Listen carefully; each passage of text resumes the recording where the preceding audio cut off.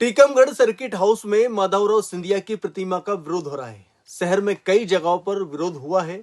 वहीं सुरक्षा को देखते हुए पुलिस की तैनाती की गई है। आइए आपको समंदर अलर्ट में बताते हैं कि उनकी प्रतिमा का विरोध क्यों हो रहा है। टीकमगढ़ शहर के सर्किट हाउस में करीब 8 माह पूर्व सिंधिया घराने के पूर्व महाराज माधवराव सिंधिया की प्रतिमा लगाई गई थी।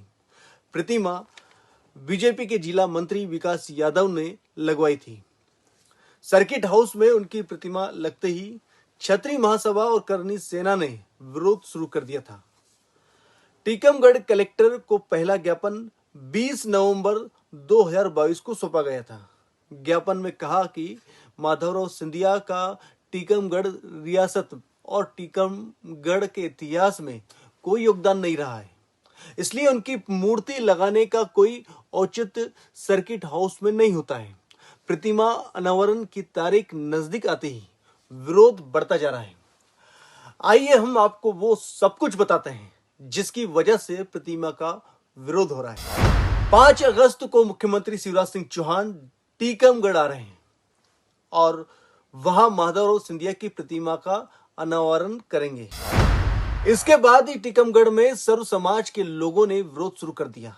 मुख्यमंत्री शिवराज सिंह चौहान टीकमगढ़ आ रहे हैं 5 अगस्त को और इस मूर्ति का अनावरण करेंगे। ब्राह्मण समाज के अध्यक्ष ने कहा कि टीकमगढ़ के इतिहास में माधवराव सिंधिया का कोई योगदान नहीं रहा है, इसलिए इनकी प्रतिमा न लगाई जाए। साथ ही मुख्यमंत्री इसका अनावरण भी नहीं करें।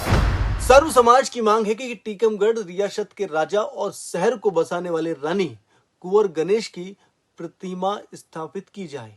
मुख्यमंत्री इस प्रतिमा का अनावरण नहीं करेंगे। वहीं शहर में माधवराव सिंधिया की प्रतिमा लगवाने में बीजेपी नेता विकास यादव ने अहम भूमिका निभाई है। विकास यादव को हमेशा सिंधिया समर्थक माना जाता है। जब ज्योतिरादित्य सिंधिया कांग्रेस में थे तो विकास यादव कांग्रेस की राजनीति टीकमगढ़ जिले में करते थे।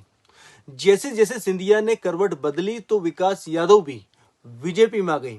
उन्हें पार्टी ने जिला मंत्री का दर्जा दिया है। विकास यादव ने कहा है कि करीब 8 माह पूर्व मैंने सिंधिया की मूर्ति सर्किट हाउस में सभी नियमों को पालन करते हुए लगवाई है। उनका मानना है कि सिंधिया सर्व समाज के और राष्ट्रीय स्तर के नेता रहे, इसलिए सिंधिया की प्रतिमा टीकमगढ़ में और टीकमगढ़ के सर्किट हाउस में लगना उचित है। वहीं क्षत्रिय महासभा के जिला अध्यक्ष पुष्पेंद्र सिंह ने कहा कि सिंधिया परिवार या मराठा शासकों का बुंदेलखंड की राजनीति या बुंदेलखंड के इतिहास में कोई योगदान नहीं रहा है। उन्होंने कहा कि अगर मूर्ति लगती है तो रानी कुंवर गणेश की लगना चाहिए, जिन्होंने टीकमगढ़ को बचाया है, नहीं तो समाज इसका विरोध करेगा।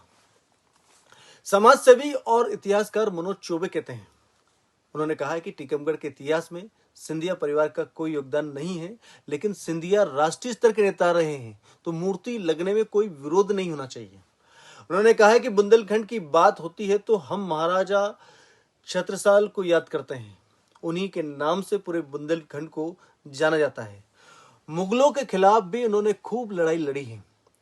रियासत कालीन स्थिति को देखेंगे तो माधवराव सिंधिया की भूमिका कोई नहीं रही नहीं, उनका ये कहना है। वही इतिहासकार मनोज चौबे ने कहा है कि महाराज छत्रसाल जब 79 साल के थे तब उन्होंने जेतपुर का संग्राम लड़ा था। यह लड़ाई मुगल साम्राज्य के बंगस के खिलाफ थी। वो जब आक्रमण करने आया था, महाराज छत्रसाल ने मराठा साम्राज्य से मदद मांगी थी।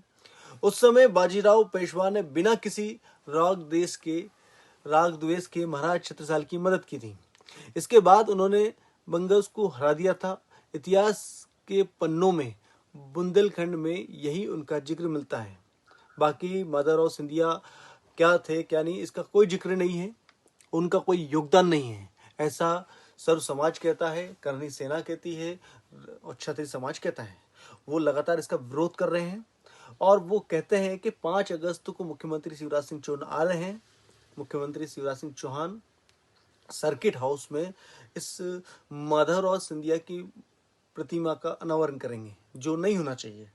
वो ये कहते हैं कि इसकी जगह रानी कुंवर का प्रतिमा के स्थापित की जाए और उन्होंने कहा माधवराव सिंधिया का कोई योगदान रहा ही नहीं, तो क्यों इसका अनावरण शिवराज सिंह चौहान करने जा रहे हैं। तो इसी बात को लेकर जमकर विरोध होता जा रहा है।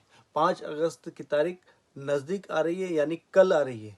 तो इसमें सवाल इस बात का है कि मुख्यमंत्री शिवराज सिंह चौहान सर्किट हाउस पे इस मूर्ति का अनावरण करेंगे या नहीं करेंगे, ये तो आने वाला वक्त बताएगा। आज के अलर्ट में फिलहाल इतना ही, फिर मिलेंगे नई अपडेट के साथ। तब तक के लिए दीजिए इजाजत। नमस्कार।